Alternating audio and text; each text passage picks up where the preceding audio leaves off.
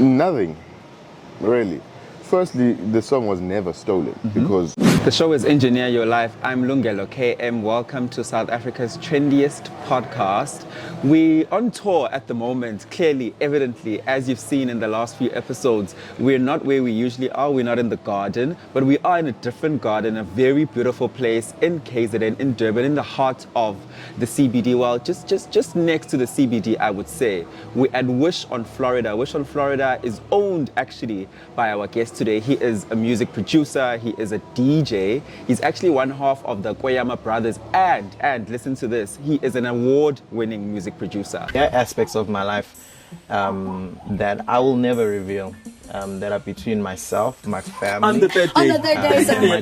that one, yeah. Like Christ himself. What was that about? I don't even And know. you went I to don't a fancy know. restaurant in a beautiful place in South Africa, and he Mouse left tail, you with love them, 7,000 Boots, rand. babe. He's not circumcised. I was told. I mean, not just from our fundis and all of that. I mean, I heard the audible voice of God. It wasn't a decision. It wasn't just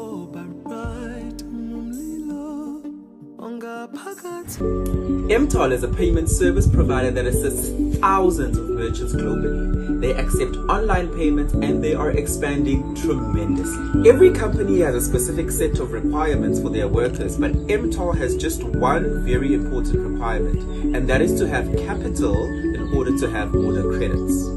So what are order credits, you may ask? Order credits are like a key to the process in an order transaction on MTOL. So without order credits, you can't actually proceed to collect a transaction. The bigger the amount of order credits you have, the bigger income you can get. So the capital that you put in MTOL will be used using order credits. And in order to have these order credits, you need to purchase an order card. Remember, the capital you use to purchase an order card will be refunded according to the expiration date and time. You can use it again then to purchase another order card.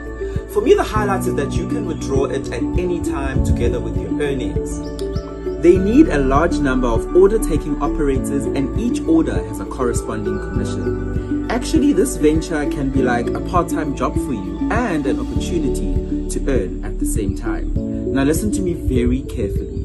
Every transaction completed will bring you 0.5% of the order amount in just 2 minutes as a service fee for the order takers. Listen, stay tuned to Engineer Your Life, and I'll give you more money-making tips with MTOL. Today we're chilling with none other than the wonderful, the amazing Benny Maverick. Benny Putunjan.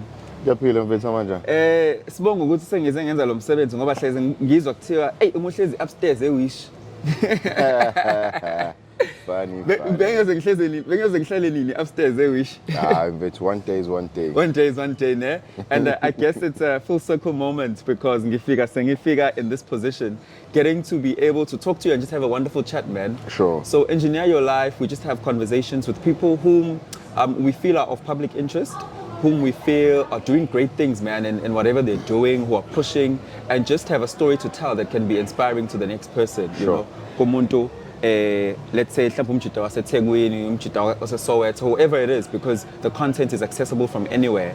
Also, was it to relate to your story and how you got to be where you are? I mean, firstly, Wish, how did Wish come about? Because mina ngicela uBenny esawu DJ usahlangana eklabhini naye kusa and then all of a sudden you're a restaurateur and you're a strong businessman now. First and foremost, thank you for having me. Wish is another story. Yeah. You know, we created Wish initially after wanting to start a business or have a venue where we could actually do our own events, our own day parties and whatnot. But as we were building Wish, we realized that no, man, we need to think bigger. We need to think more long term. Something that is more classic, something that is more to cater to this market that I've built over the years. Yes. A place where they can find my 5-star experience every single day. Without it having to be an event. Or at a club specifically. Yes. So that's how Wish came about. So as we were building, my business partner Wayne and I, just continued to create. And during that process, we said, no. whilst we're building the structure, like just leveling the place and building what we wanted it to be, we just changed the whole plan and said, actually, this is going to be a restaurant, not this space that we wanted. Let's make this a restaurant. Let's scrap whatever plans that we have. Let's now make this a full-blown restaurant. And that's how Wish was made. And I mean, just take me back a bit, Uguti. In the process of wanting for it to be events rather than it being a restaurant, what type of events were you looking at? I mean, obviously you were capitalizing on the fact that you were a DJ, so you thought you had an audience that would come and you could have these events. What were the sort of events you were So we specialize in day parties. Okay. Nice concept event, 200 people, very chilled, 1 p.m. till 10 p.m. sort of vibe. So we create concepts like that. So having those things wouldn't have been an issue. The only problem is that then you would have needed to sustain that for a very long time. So events need you to be either monthly or bi-weekly. Not every single your event concept then dies out very quickly. So that wasn't a very smart business way to go into this business. We needed something that was just going to cater for somebody every single day, without us having to make noise and say, this thing is happening today, this thing is happening tomorrow. No. Just make sure that you've got great food, your service is on point, and the rest will follow, really.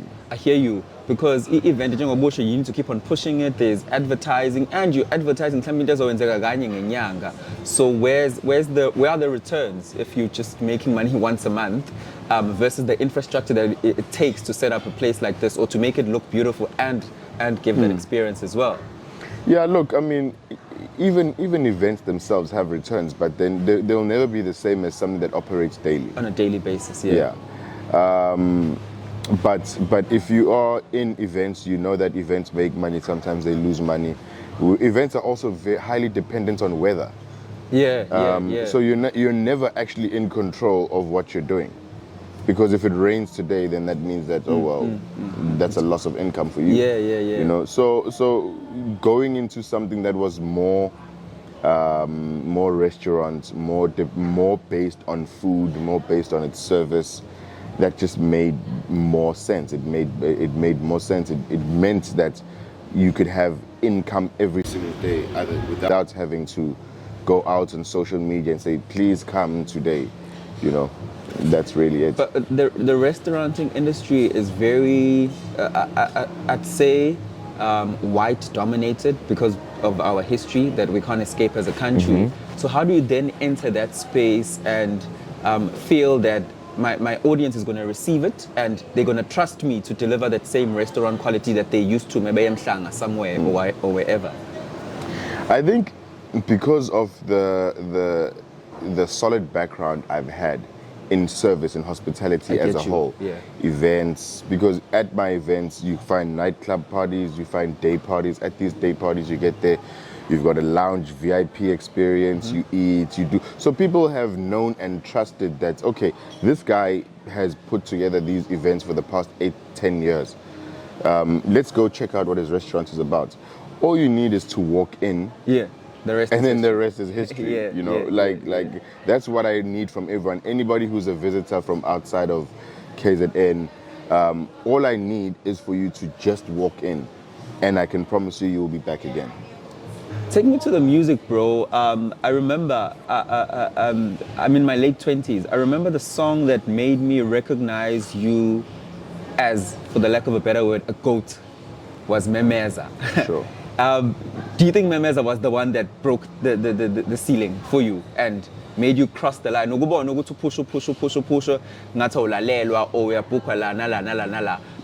that moment that just crosses the line for you. Do you think it was? Memeza was definitely that song that broke boundaries for me. And it also started Ladlam Shungu's career as well. I hear you. Yes. You know, even the story for Memeza is quite interesting. Udladla, I used to frequent Kwamashu a lot. I used to visit a friend of mine, Undu, and we would always chill again, Lagandu. And I heard in Mod, there was literally golf driving past. linabantu nje phakathi kusho inamba nje phakathi and uDladla was just at the top of his voice in that car. Yes. I was just like, what is this? Like, Yeah. but it sounded dope as a Zulu. Like kunehama Yeah. yeah. And then Undu says, Yeah. I'm like, okay, sure. Tanzania, about 2 weeks later, 3 weeks later, they come to the club. As I was playing, Udladla starts going at it at the top of his voice again. The whole club is just bouncing now, listening to him. And I said, no ways. I need to meet this guy. We And need get to him on go a to the song. studio. Yeah. That took a while because at the time Udladla was not interested in anything, music, being an artist or anything. Mina ngizenzela amathenda ami, ngizenzela catering yami, ngizenzela into zami nje pen. Lento ufuna ungenzisa yona manje angiyenzi. Yeah. You know? But he finally gave me that chance and we went to studio and boom. That happened and we created such an amazing song with the Spirit Banger, and that's how Memeza was made. You know, from the time that song was made, I knew it was going to be a hit. Really? You know, Yeah. Some songs you just know, like that song I felt in my heart of hearts that this song's a hit, and it really did that. You know, you make music every day and you obviously believe every song you make is going to be, it's dope, it's going to be dope. But that one was different. You just had the I feeling. just had the feeling that this is going to be a big song purely because the sound was different at the time. The sound was very much gqom. We were more Afro-tech, more Afro-house. Then we added a vocal on top of that, which is something that's never done, a vocal like Udladla. So, I mean, the whole combination of things was just amazing. But bro, the industry is quite brutal. Ngiyakuzwa ukuthi you felt that Memeza was a hit, you felt the arrangement was amazing, you got the perfect vocal, it's a new sound. But the industry says it's either you need to be signed to the right label that has the right machinery to propel your career, it has the right money to propel the career. When certain people knock on certain radio station doors, izinto zizovulega. And especially at that time when that song was released, it was just at the beginning of social media. So ukuthi iculo lakho lidlale ku-radio was very, very important. I want to ask, were you independent then when you released that song, or were you signed? And yeah, what was the process? I was independent then, I'm independent now.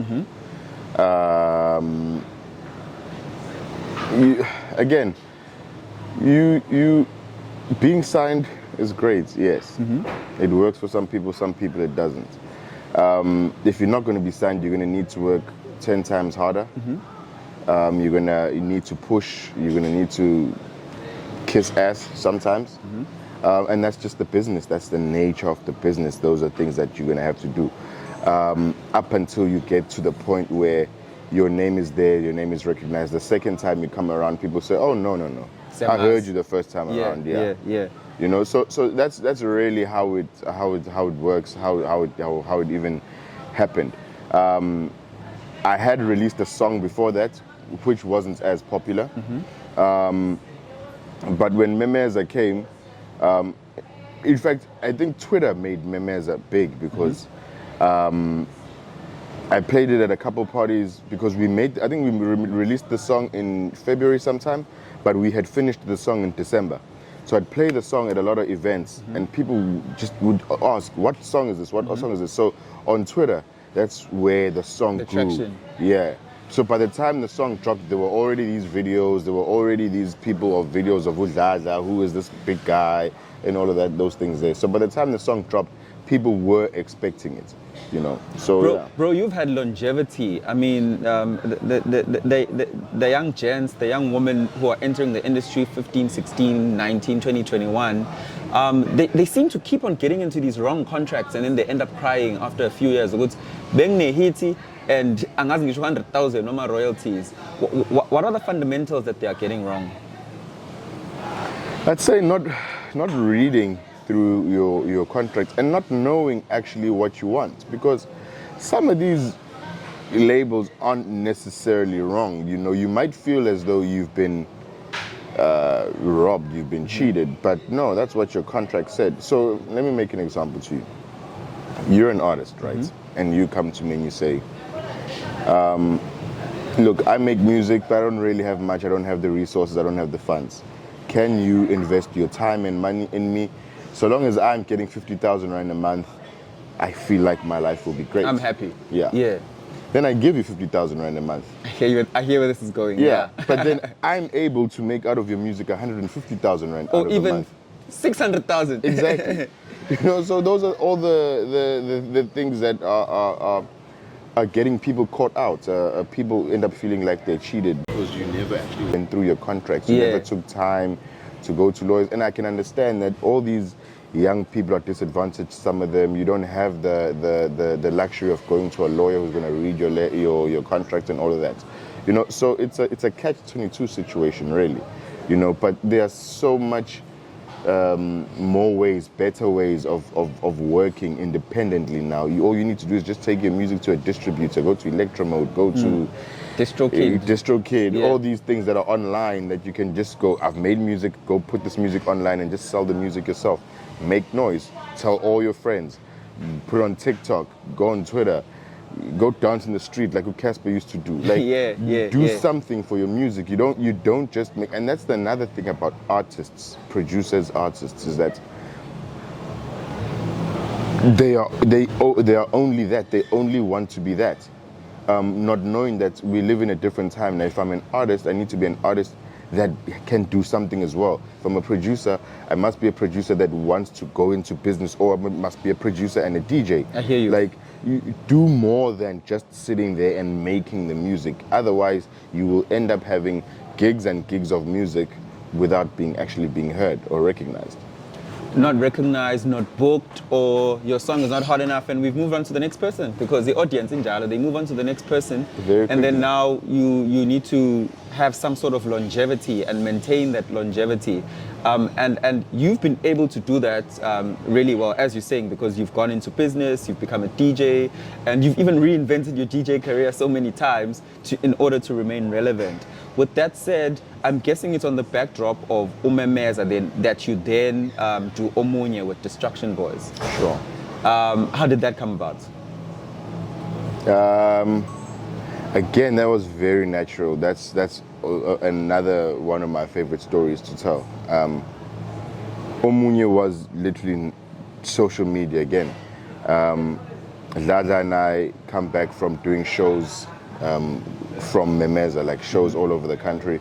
We land back in Durban, we get picked up at the airport by one of Lada's friends. In his car, Gudlala, in mix, yet Destruction Boys. So as this mix is playing, okay, shit, these songs are dope, And ADVERTISE Memeza then comes on as one of the songs in the mix. Yeah. And the beats are clean. Yeah, there's no vocals on it, nothing. Lada just keeps going, Omunye, Omunye. We just start freestyling on the song. Then I add Uzonyiwa Matala, And then we start going, and then I'm like, oh shit, this is dope. Let me record us while we're doing this. We're in a good mood in any case. Yeah, we record this thing. Oh shit, this is dope. At the time, I'm not even thinking this is a real thing. This is big. As soon as we finish recording that, I post, upload.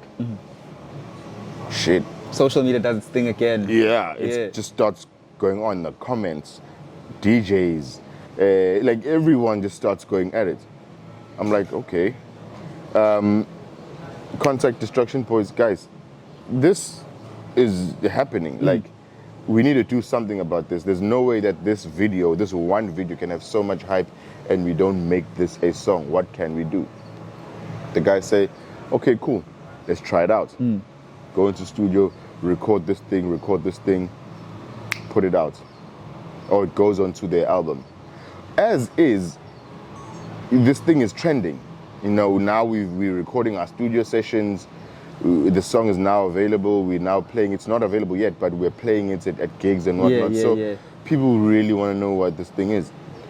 And Destruction Boys is hot at the time as well. Absolutely. Yeah, they're booming. Their debut album is coming. Everyone's excited. They want to hear this thing. So it all was a combination of things. So by the time this song drops, everything just exploded. It just changed the country. And then that became like the country's national anthem. For like a year. Yeah, easily. That song ran. Yeah. What a special time. And everything that came with the song, Your biggest highlight from what it came with? Receiving a summer. Ne? Yeah. Yeah. My biggest highlight of that was, one, receiving the summer and performing at the Idols finale. Yeah. That's incredible. Which year was this when you performed at the Idols finale? Was it 2017? 2017.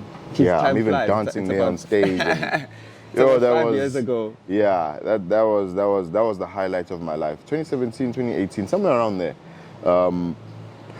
That happened. I mean, so many of us are watching, and baningi, majority of us have never received a sama. So what happens in a song where people are featured? Does everybody get a sama? Yeah. Or wonke umuntu uyanikwe yakhe?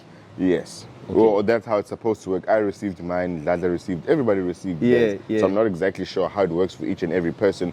Maybe there's one summer or two summers and then you request for the rest. But my summer is sitting comfortably in studio.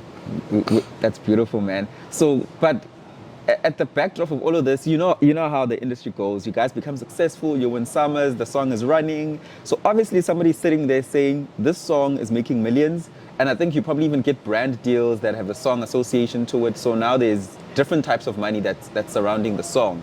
If you get a lawsuit or le ncwadi trend all over social media, ukuthi nilitshontshile leli culo, akulona eleni, and you guys are benefiting unduly. I mean, how does that then change the discourse around the song? Nothing, really. Firstly, the song was never stolen because Tina, we heard a beat, we freestyled on the beat, recorded on the beat, not knowing who the beat either belongs to or who had produced the beat or whatever the case might be. Those are issues that were then dealt with by the legals, and till today, everybody's standing, everybody has received whatever they needed to receive from it. But the song was never stolen. The song was never stolen. I don't even think that was even the narrative that the song was stolen. I think one producer said the other one stole the way a melody was going on a song or something, which happens sometimes. You think an idea might be yours, but you've heard it somewhere once before.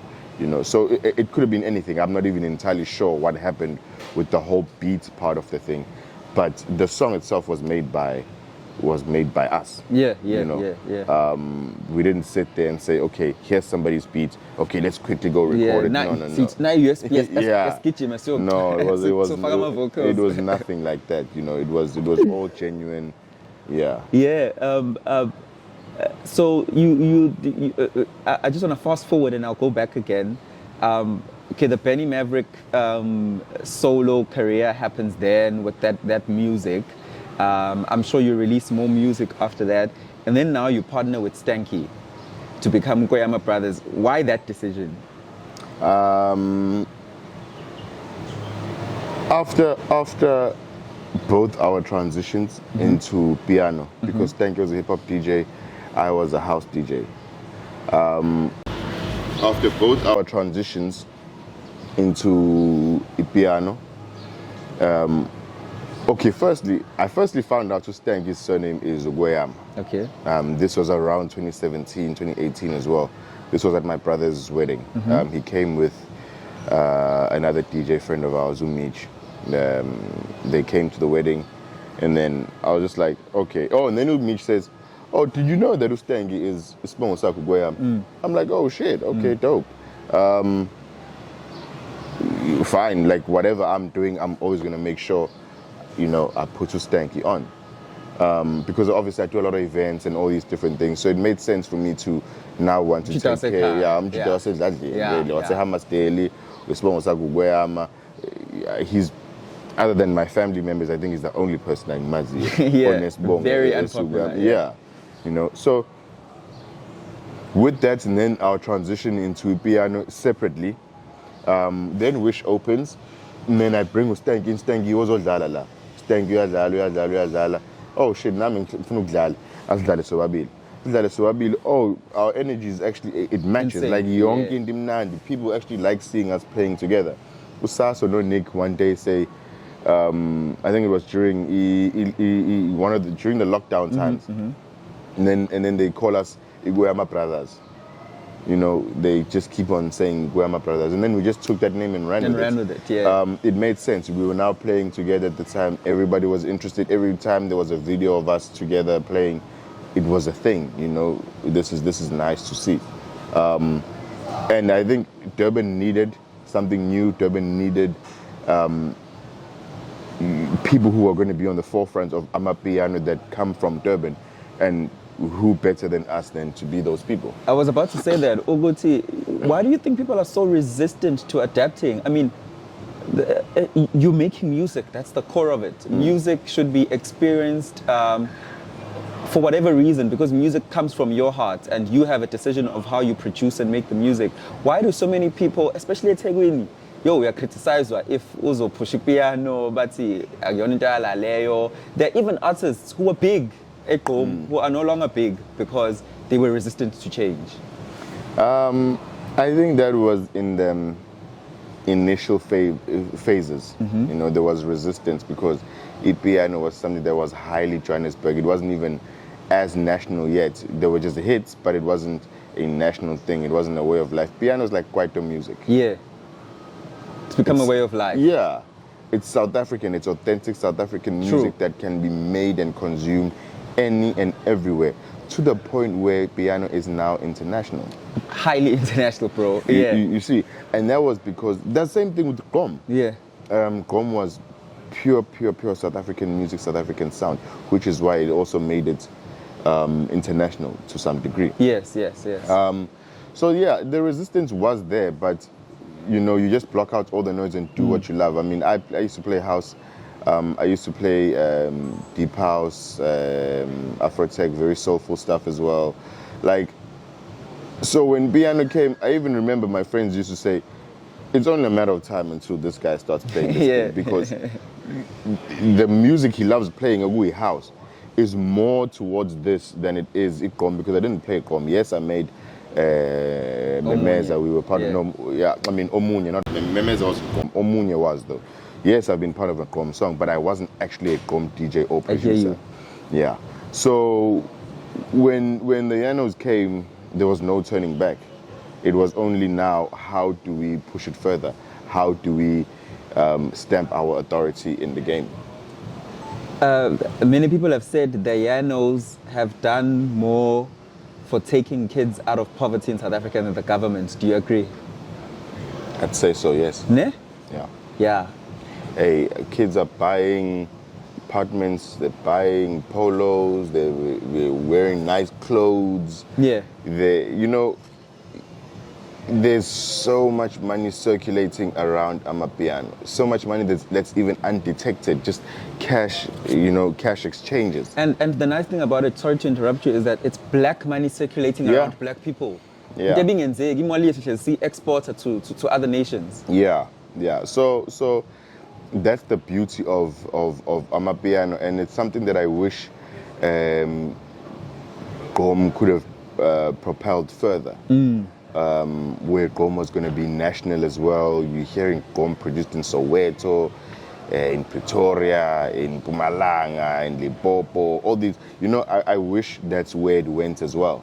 But Gqom was highly KZN in a bit of Johannesburg. It also took a lot of kids out of poverty or getting a lot of people income, but not like piano. Piano is something else. You know, and the beauty of this genre of music is that it's competitive. Yes. There's a new song every single day. Literally. Every single day there's a new song, there's a dope song every day. There's no chance that wouldn't be successful. Yeah. That's going to gym every day. I hear you. If you go to gym every day, what happens? I hear you. Yeah. You're going to have a gym body. You're going to look good. So as a unit, the unit goes to gym every day. Exactly. Yeah, and puts in the work every single day. Exactly. So the genre was never not going to be strong. It was never not going to be as big. If there are, I'd say there's easily over 1,000, 2,000 producers out there. Yeah, I'd agree. Easily. Yeah. We won't know all of them, but they're there. They exist. You know. Bro, you're in eventing, you're in restauranting, you're in music. But if you get the COVID, lockdown, how did it affect you, bro? Yeah, that was one of the biggest hurdles that we've ever faced. Luckily, I've got a very strong support system. I've got a very good business partner as well, who was highly influential in navigating through this whole thing. There was a time where I personally broke down. I was just like, yo, I can't do this. I'm crashing right now. Yeah. Also, in the midst of that, I got COVID. It was all just one big bad situation. But because of the support, people just around us, being able to negotiate through your contracts, being able to speak to whomever you need to be paying, all of those things there. It was all a matter of, guys, we are all in this problem. We're going to need to find each other here and, get to a place where we can all come back and make money again and benefit, really. It was just a matter of managing relationships. It was a matter of whatever funds there were, use them as and when, manage the funds, make sure that the shop is safe, because there was a time where the streets were empty, so people could have found ways to come in and destroy the shop or want and steal things from the shop. So there were so many things that we were facing at the time. But luckily we came out bigger, we came out better, we came out stronger. We've learned a lot from that. And we are putting everything that we have learned into practice today. Would you say, though, having stability at home as well, because I've noticed you're a father, which is probably something that has changed your life and makes you very happy, that having stability at home and having things like being a father, someone you love, keeps you grounded as well in times like that? Yeah. No, definitely. Like I said, those are the support systems that I'm talking about. Whenever you're not feeling okay, whenever you're not feeling down, you have a place to go to every day. Sometimes you don't need somebody to keep giving you a pep talk or whatever. You just need them to be there. Around. Yeah. You just want to sleep on their lap, Just know that they love you. Go home to your mother, because I'm very close to my mother as well. I just want to go home and just be at home, apart from being at my own place or whatever.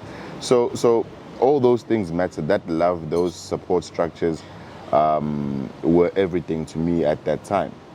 Yeah. And then I get that, bro. You're giving me very grounded, very family oriented. I mean, you speak of home, you speak of your partner, you have a son.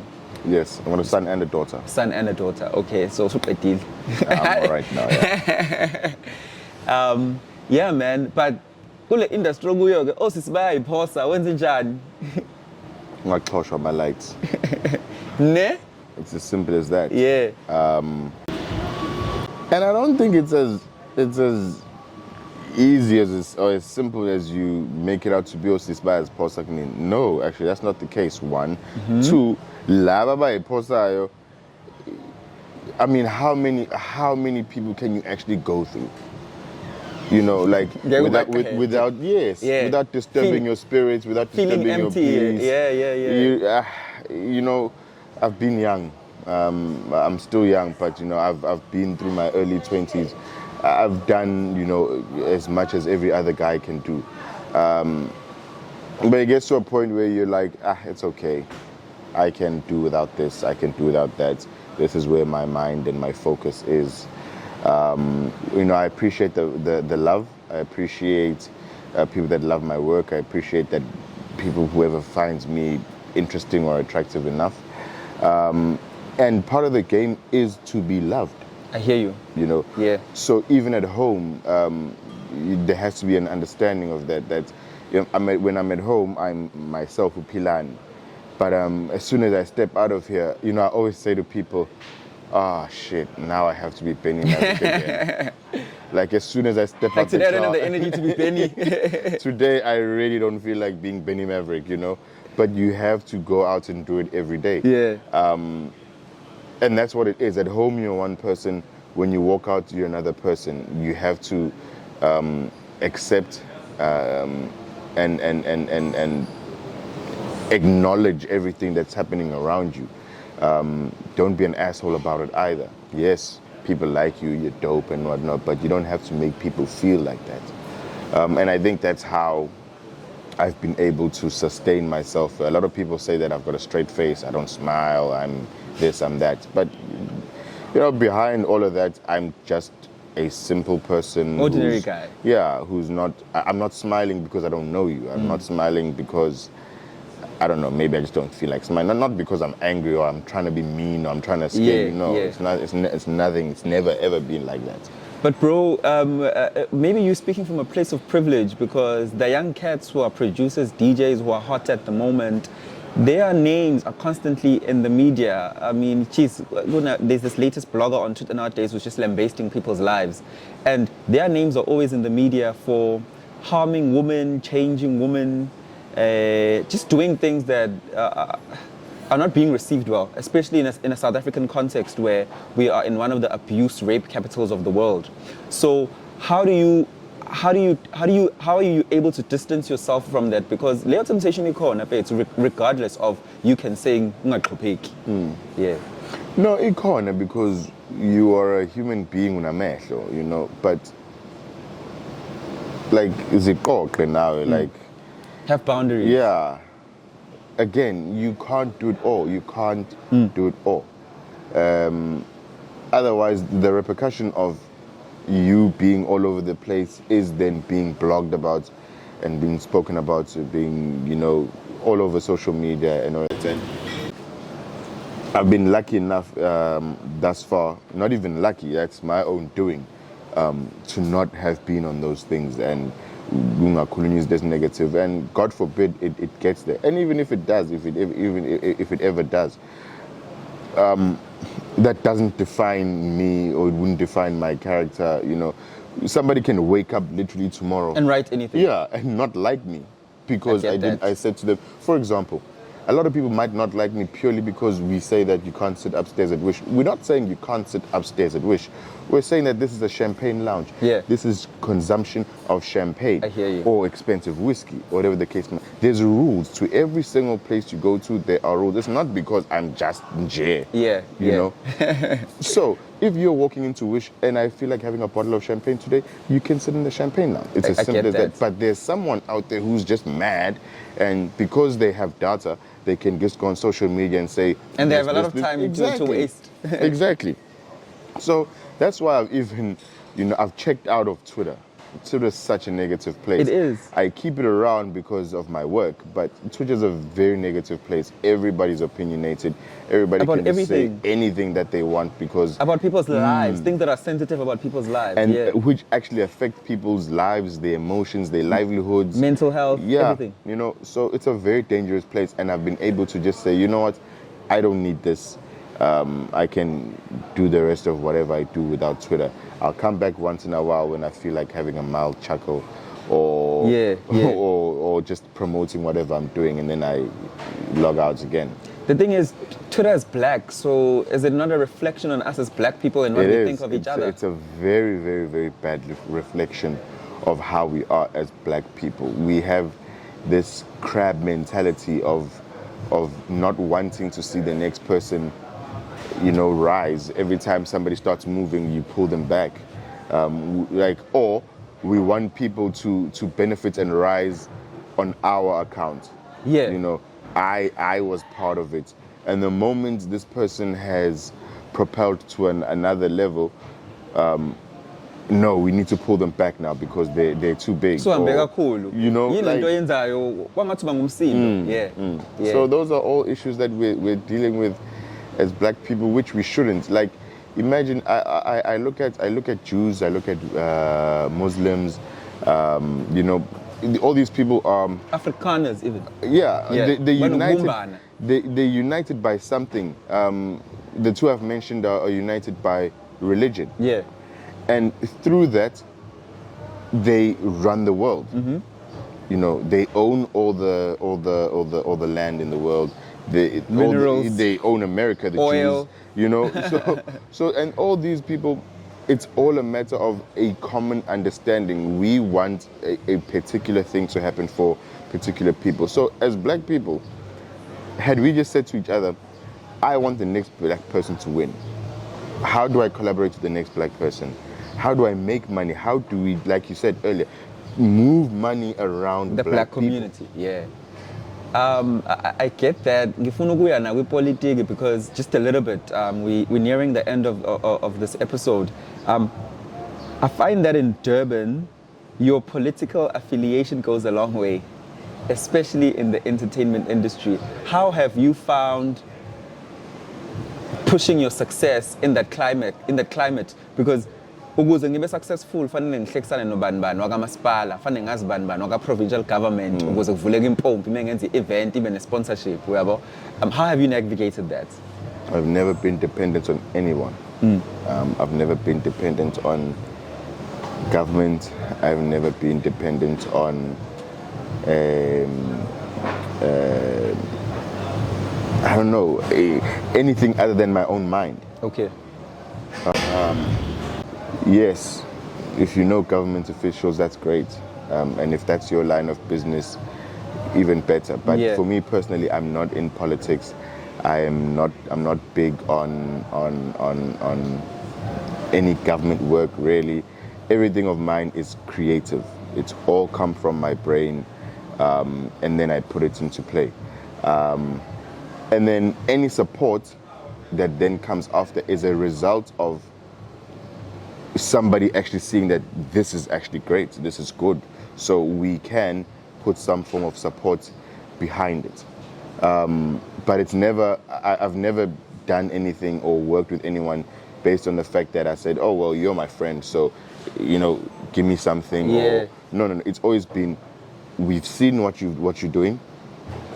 How can we support? I get that. And it hasn't been a matter of somebody coming to approach me. I always knock on doors, and a lot of doors are closed. Still, even for me, even today. People don't see that behind the scenes. Yeah.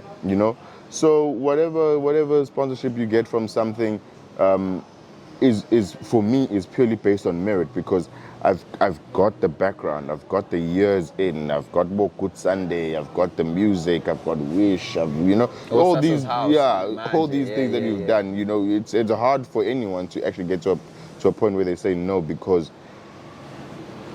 the work speaks for itself. It speaks for itself. Yeah, the merit is there. One more question before we play a quick game, and then we end off this episode and this chat. Club culture, in the context of South Africa, the economy, and all the ills that are happening in South Africa, do you think it's conducive for the climate that South Africa is in right now? The club is not for people that work a 9-to-5 job. I hear you. It's not. The club is for entrepreneurs. Entrepreneurs, yes. The club is for tycoons. I'm just throwing in words. Yeah. And there's some words that I don't want to say. Yeah. But the club is for people that have a lot of disposable income. The club is not for somebody who's earning a 25,000 rand salary a month. And please understand me. I mean no disrespect. I'm just trying to say that when you walk into the club, a bottle of champagne is 2,500 rand. Yeah. The markup is insane. It makes zero sense for anyone that's living on a particular salary a month. You've got an apartment, you've got a car, you have got a girlfriend. You better give your girlfriend money. I hope you guys are listening to me. You've got all these things that are costs, are expenses to you. The club is, yes, you can go once in a while for a celebration, but if a club operates every single week, every single Friday, every single Saturday, every single Sunday, there's large amounts of money. People end up making mistakes in the club because you are either trying to compete with someone or someone who maybe stole money. True. Or you're trying to compete with the club promoter who's getting alcohol for free. You don't know all these different things that are happening in the club, and then people then come in and want to spend money that they don't have. So to answer your question, it is not conducive for somebody who has to wake up every single day and go fight for that 20,000 rand a month. I hear you. You've got so many things that you are responsible for. But maybe on the other hand, somebody who's earning 100,000 rand, 150,000 rand a month, for them to go blow 10,000 rand in one night. Kodwa bancane siyazi. Yeah. Very few. Exactly. Yeah. So for that person, maybe that's different. So by all means, I'm not stopping anybody from going out and spending their money and having fun, but don't put yourself in debt because of women. Don't put yourself in debt because you are trying to impress people or look cool or appear to appear as you have money when you actually don't. You know, that's what is making the club not conducive. That's what is breaking families. That's what's affecting people right now. People are killing themselves because of stresses and financial problems and all these different things. So the club is a very good place, but it's also a very bad place if you don't know your boundaries and who you are and your standpoint and everything. I get that. So just final game as a departing game, but I think I know some of the answers already because the names you've mentioned and how you've built close relationships with these people. The name of the game is called One Must Go. So I'll give you either or a name, and then one must go. Okay. And then the one who's gone, you give me an explanation, quick explanation, 10-second explanation. Okay. Okay. I don't think I'm gonna like this. Black Diamond or Dream Team, one must go. Dream Team. Where are they going? No, Dream Team's not going. Oh, Black Dream Diamond Team must all go. the way. Yeah. Yes. Why is Black Diamond going? Why are you getting rid of them? I've never met them in my entire life. Okay. I don't know them. Dream Team are my best friends in the world. My whole music career started off with Dream Team. Yeah. You know, so Dream Team all day, every single day. I get that. Okay. Babes Otumo, Dladla Mshunisi, one must go. Babes Otumo can go. Once again, because of the music you've done. Yeah, Dladla is close to my heart, will forever be close to my heart. What a genuinely nice person. Ne? What an amazing, amazing, amazing person. Yeah. Yeah. You know, sometimes when I'm troubled by something, I call him and just say, hey, in fact, he's just that sort of person. Yeah. Nothing against the babes, but, and again, no babes that enjoy it, to be real. You know, you'd think that because we're all Durban artists, we live in the same city, Siyazana, song, Spuza song. No. I've seen babes a few times. We've met in the club, hey, but I've never actually sat and had a conversation with her before. Level. Yeah. I get that. Okay. Cyril Ramaphosa or Jacob Zuma, one must go. I'm Vince. You know who's going. You know who's going. I'm Vetsu. I'm JZ all the way. In there? Yeah. Cyril is gone, out of the picture. As is, he's gone. As is, he's gone. I get that, bro. I truly get that. As is, yeah? Aye. One must go, Oskido DJ Tira. Hectic.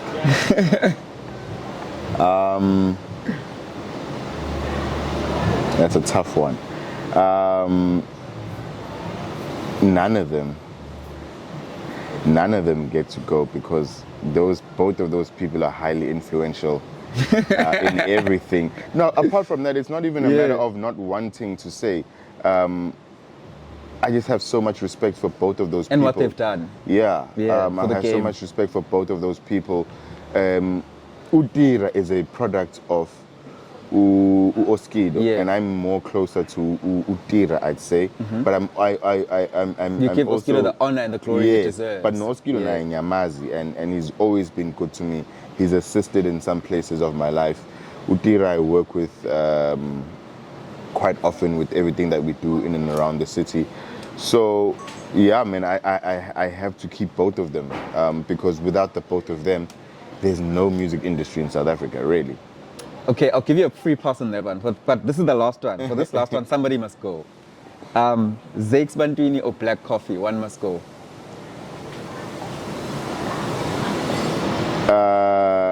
Zakes Bantwini can go. Okay. Because Black Coffee. Full stop. Yeah, because Black Coffee, like, Zakes is also a very nice person, mind you. And guys, Zoana knows Zakes food. and what he's done over his whole career. I mean, Uzakes, if you look at it, he's a highly influential behind other people's careers as well. So what Zakes has done over the years is sensational, to the point where in the last 2 years with the new records that he's dropped, he's also just become superstar all over again. Yeah. And that's the beauty of South Africa. Yeah. South Africa, one day you rise, you fall, then you come back up. We're a very forgiving country. We're a country that will give you a second chance and a third chance and a fourth chance, so long as we feel as though you're doing, whatever you need to do for us.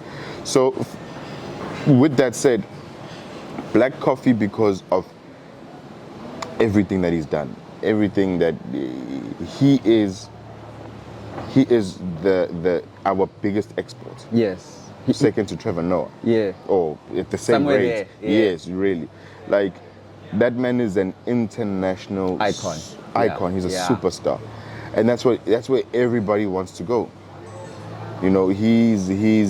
He's got one of the biggest, if not the biggest, Saturday nights in the party capital of the world, Spain, Ibiza, where everybody goes, and they are all going to see him. Drake left his own place to go see Black Coffee in Spain. Yeah. He's that big. His business moves are absolutely amazing. I like what kind of father he is to his children. He's very close to his kids. I highly just respect his entire movement. Black Coffee's style is sensational. Like, Black Coffee is rich, but he doesn't. You have to look at him and know carefully. things. To know that yes, this guy. He's that's not an expensive item. He's not loud. Flexing. Yeah. He doesn't need to flex on anyone. Like we razo. Yeah. You get what I'm saying? Like, there's so much style in everything, so much flair in what he is. He's so big, but you never get that aura out of him. When you're sitting next to him, he's the most down to earth person with a low tone of voice. Like, you'd never guess that this guy is, So yeah, I go with Black Coffee on this one. Pilani, Kweyama, Sebonga Puti, thank you for gracing us with your presence, and I really hope that our viewers learned a lot from this. I know I had fun. I hope you had fun as well. We got to learn different sides of you and just how you think about things deeply. So thank you so much. Thank you so much. Thank you for having me. Thank you for coming through to Wish Florida. Thank you for everybody for watching. Very exciting time. Our album is coming out as Kweyama Brothers. It's called Piano Over Poverty. It's going to be our debut album, dropping at the end of August. So we're very excited about that. Definitely, I think when this airs, it will be right at the right time. Oh, perfect. With the album. So yeah, man. Everybody who's listening, please go check out the album. That's all our work, our hearts and souls have gone into that, along with the producers that we've worked with. So please support us, support Durban, support this piano that we're pushing from Durban. It can't only just be a Durban piano. It must be music that is consumed by the whole country at large. And the world. Yeah. Yeah. So please do support us. Thank you for watching, and I hope to be here again soon. Sure, man. Thank you, guys. That was another amazing episode of Engineer Your Life. And please please subscribe, please just tell everybody about the channel, enjoy the podcast, keep enjoying more episodes, check out old episodes if you haven't, if you're new to the podcast, and just keep enjoying. And that was how Benny Maverick engineered his life.